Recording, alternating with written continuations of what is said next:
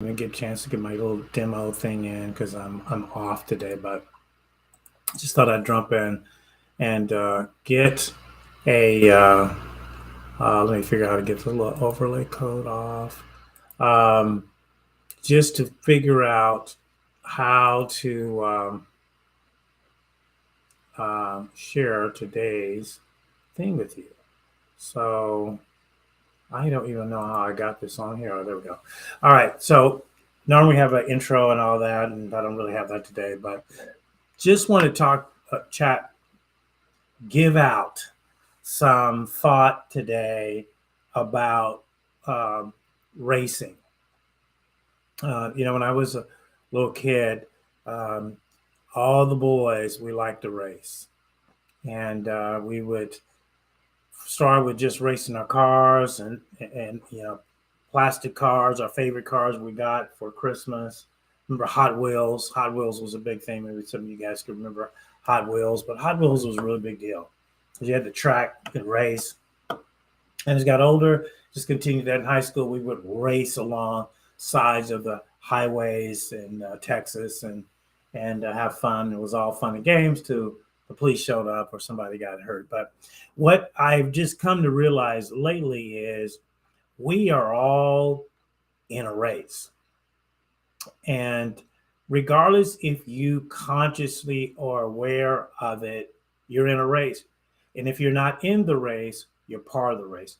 It is sometimes referred to as the human race, right? And not just race of people in terms of ethnicity and backgrounds, but race in terms of the life, the human race to space, in the 60s, the human race to technology, the human race to um, a better life and family and such. So in some ways, you're in a race. If you are in business, you're in a race. You're in a race to dominate your market, to get more share, profit. You're in a race because somebody else is also trying to do the same thing you do. So it sets up what we commonly refer to as competition. But really, in your own life, there's no competition. You are running your own race. There's a scripture which says, run the race in such a way to win. And so the question today is, are you running the race? Number one. And number two, are you running your race in life in such a way to win? And, we've done so many of these shows over the years, and I've done, I don't know, I've stopped counting, 600 and some shows and 70,000 downloads in different formats and radio, TV, podcasts. And long before others were doing, probably everybody and their goldfish has a podcast these days. And that's cool because that means more people are able to share their message and thought out in the universe, the metaverse. But are we sharing a message that can help people run their race in a better way? And I hope that over the years that I have put content out and books and conversations out, I hope in some ways that it has helped at least one person run their race a little bit better than if they had never heard that. I know for me it's true. I know that I have been taught things by leaders, influencers, pastors, um, business people, competitors that have helped me run my race better. So if you are struggling in identifying, am I in a race and what does that look like?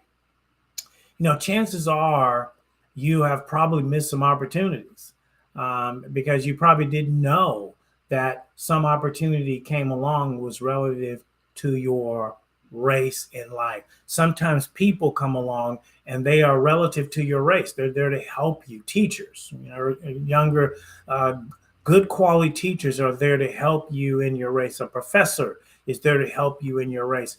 Employers, coaches, mentors, these are all people that are out there to help you in your journey, path, race for success, and to help you run the race in such a way to win. What does winning look like?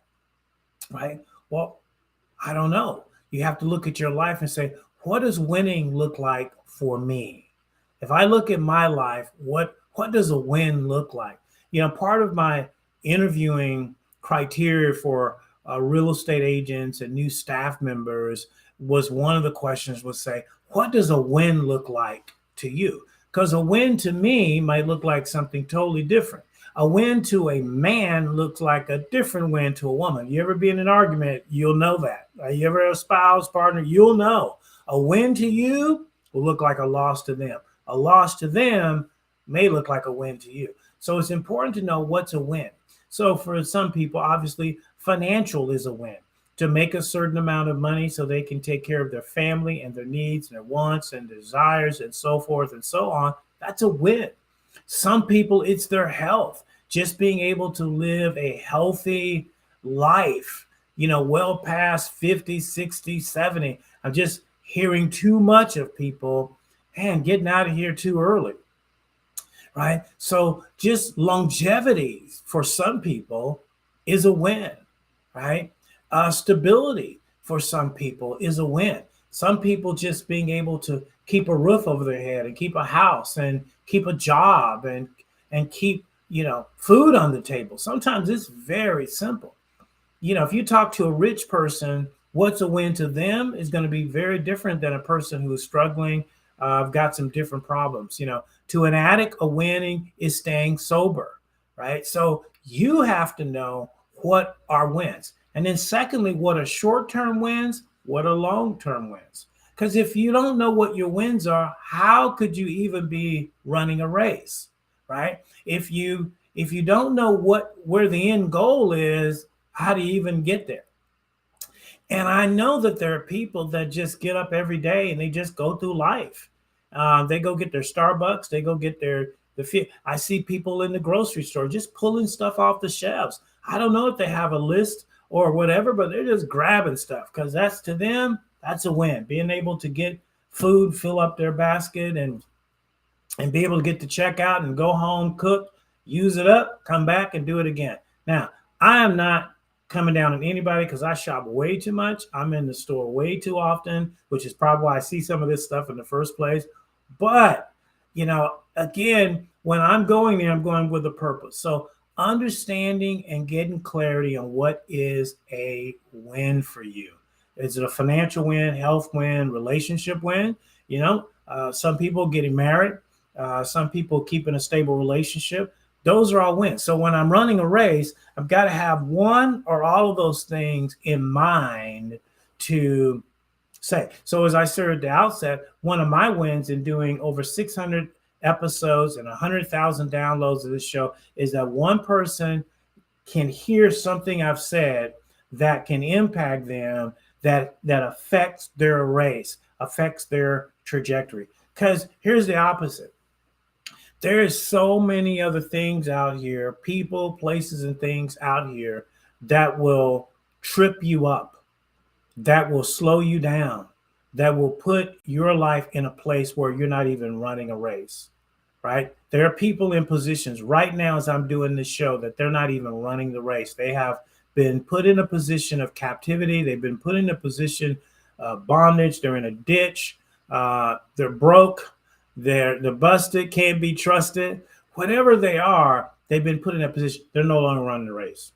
They're living life, but they're not running a race, right? So that's a difference. You're either just living life or I'm running a race. I got a purpose in mind. Every morning I get up, I got a statement, I've got a mantra, I got a meditation that's over me, and I am determined that day to run the race as best I can. Last part is nobody runs the race perfectly. Ask any athlete. I follow great athletes. I've met a number of great athletes, and they'll all tell you, even if they won, they didn't run the race that they wanted to run the race that way. A Michael Jordan or LeBron, they'll critique their own game. Man, I shouldn't have taken that shot, or I should have taken more shots, or I should have stayed in there a little bit longer. When you study history of Olympians, they'll always say, oh, I should have trained a little harder. Maybe I could have broke the track record. So nobody runs the race perfectly. If you're if you are a business person, salesperson, employee, owner, you're not going to run the race. People will put it out there like they're running the race because that's what they want you to believe. But if you know the real story behind the story, you know people don't run the race perfectly. So nobody's asking you to run the race perfectly. You just got to run the race. And number two, have the end in mind. The late Stephen Covey said, always begin with the end in mind. You shouldn't be in a race if you don't know what the end is. Right? Because then if you're not running your race, then you're running somebody else's race, right? And this is what happens when you work for other people's companies. It is great to work for the big companies and the tech companies and all that. They take care of you. They give you stock options. They feed you until you need no more calories. You can sleep there. You can do all the things. But guess what? Are you running your race or are you running their race? Right? So you got to keep that balance. Like, I don't mind working with other people and partner with other people, but I don't want to slip out of my lane and all of a sudden I'm exclusively running their race. So that's really what it's about. It's just to understand that you're in the race, whether you know it or not. The question is, how are you running the race? The third question is, what is your end goal? And lastly, how do you know if you made it? How do you know that you got to where you want to be? Can you look around your life right now and say, I'm exactly where I want to be? I got to the number. I got to the income number. I got to the relationship number. I got to whatever it is, the career goal or the education goal or the community goal, whatever it is.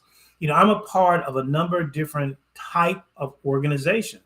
Some profit, some nonprofit, some spiritual, some religious. They're different ones, social, right? And when I'm in these environments, everybody talks different because everybody in those different environments have a different goal that they're looking to achieve. So if I'm going to be in those multiple environments, I've got to know what race this group is trying to run. And do I want to be part of that, right? Some folks are working at a job. They don't even want to be part of it. They're only there because of the check, right? Some people are doing things they hate. They're around people they don't like. And I think it's one of the first things you've got to fix. When you listen to true champions, true people who run a race and live, they love what they do.